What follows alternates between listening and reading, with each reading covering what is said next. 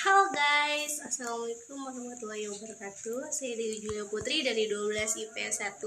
Di sini saya akan menjelaskan tentang Kerajaan Sriwijaya dan Tarumanagara. Penasaran nggak? Kita simak videonya yuk. Nah. Sejarah Kerajaan Sriwijaya. Bentuk bangunan sejarah Sriwijaya. Kerajaan Sriwijaya adalah kerajaan bercorak kuda yang didirikan oleh Daputa Hyang Sri Jayanasa pada abad ke-7. Kerajaan Sriwijaya terletak di tepian Sungai Musi di daerah Palembang, Sumatera Selatan.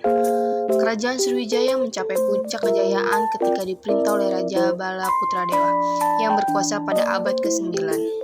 Pada masa kejayaannya, Sriwijaya mengontrol perdagangan di jalur utama Selat Malaka dan daerah kekuasaannya meliputi Kamboja, Thailand Selatan, Semenanjung, Malaya, Sumatera, dan sebagian Jawa.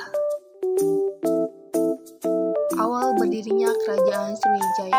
Berdirinya pada awal abad ke-7 di Sumatera Selatan setelah hancurnya Kerajaan Funan. Letak pusat Sriwijaya ada yang mengatakan di Palembang, ada juga yang mengatakan di Muara Takus. Pendiri Kerajaan Sriwijaya adalah Daputa Hyang Sri Jayasana. Beberapa raja yang pernah diketahui memerintah Kerajaan Sriwijaya. Yang pertama Daputa Hyang Sri Jayanagara, yang kedua Dharma Setu, yang ketiga Samaratungga, yang keempat Bala Putradewa, yang kelima Sanggarama Wijaya, yang keenam Tunggawarma. Daerah kekuasaan yang bisa disebut juga maritim. Wilayah kekuasaan Sriwijaya mempunyai kekuasaan wilayah perairan yang sangat luas, mempunyai angkatan laut yang kuat, dan pelayaran dan perdagangan dengan jalur laut. Di tahun 1902, Sriwijaya mengirimkan upeti ke Cina. 2 tahun kemudian, raja terakhir dinasti yang menganugerahkan gelar kepada utusan Sriwijaya.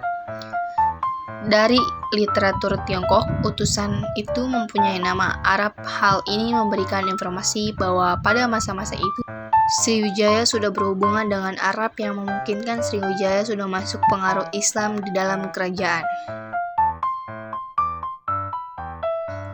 Tahun 1025, Rajendra Chola Dewa Raja Chola dari Coromandel, India Selatan menaklukkan Kedah dan menampasnya dari Sriwijaya.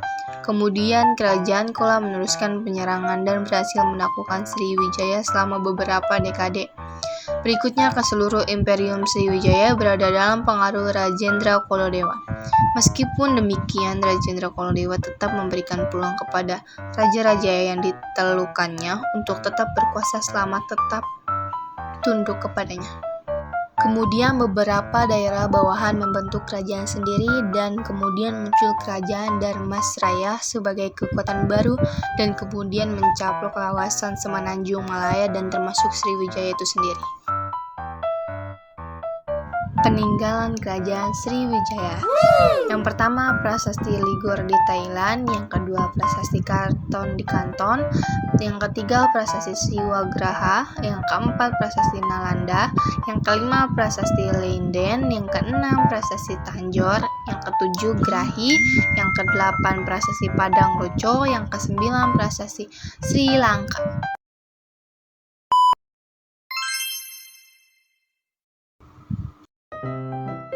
Bentuk bangunan sejarah Tarumanagara.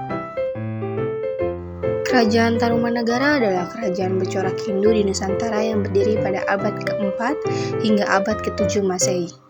Kerajaan ini mencapai puncak kejayaan pada masa pemerintahan Raja Purnawarman yang berkuasa antara 395 sampai 434 Masehi. Berdirinya Kerajaan Tarumanagara bermula ketika Maharishi Jayasingawarman dari Salangkayana, India datang ke Indonesia.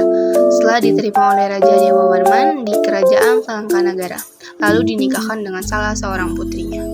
Jayasingawarman kemudian membuka wilayah atau sekarang diperkirakan di sekitar Bekasi. Raja Jayasingawarman berkuasa selama 24 tahun dari 358 sampai 382 Masehi.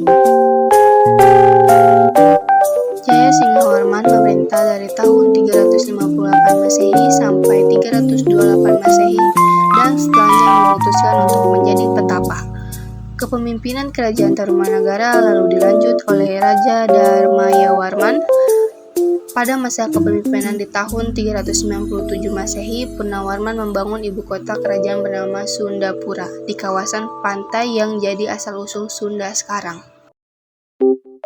Bukti-bukti kejayaannya adalah: yang pertama, salah satu bukti kejayaannya Raja Purnawarman adalah dilakukannya persembahan 1000 ekor sapi kepada para Brahmana yang juga tercantum pada prasasti Tugu. Yang kedua, selain itu, seperti yang disebut dalam prasasti Tugu, Raja juga memerintahkan penggalian Sungai Gomati sepanjang 12 km yang sebagai jalur perdagangan. Dan yang ketiga, di bawah kekuasaannya Tarumanagara meliputi hampir seluruh wilayah Jawa Barat mulai dari Banten, Jakarta, Bogor, dan Cirebon. Prasasti terbagi menjadi 7. Yang pertama, prasasti Ciaruten atau Ciampea. Yang kedua, Jambu atau Kolenggak. Yang ketiga, Kebon Kopi. Yang keempat, Tugu. Yang kelima, Cidang Hiang atau Lebak. Yang keenam, prasasti Muara Ciaten. Yang ketujuh, prasasti Awi. Runtuhnya Kerajaan Tarumanagara. Kerajaan Tarumanagara pada 669 Masehi, Raja Linggawarman yang baru berkuasa selama 3 tahun wafat. Tahta kerajaan secara otomatis jatuh ke tangan menantunya, Tarusbawa. Pergantian kekuasaan ini berakhirnya Kerajaan Tarumanagara karena Tarusbawa lebih menginginkan untuk kembali ke sendiri, yaitu Sunda. Atas penggalian kekuasaan ke Kerajaan Sunda ini, Kerajaan Galuh tidak sepakat dan memutuskan untuk memisahkan diri. Dengan begitu, wilayah bekas Kerajaan Tarumanagara kemudian dibagi menjadi 2, yaitu Kerajaan Sunda dan Kerajaan Galuh dengan Citarum sebagai pembatasnya. Kesimpulannya adalah Kerajaan Tarumanagara akhirnya berakhir setelah Tarusbawa atau pemimpin terakhir Kerajaan Tarumanagara memilih untuk kembali ke kerajaan sendiri di Kerajaan Sunda, yang akhirnya terjadilah pengalihan kekuasaan dari Tarumanagara ke Kerajaan Sunda.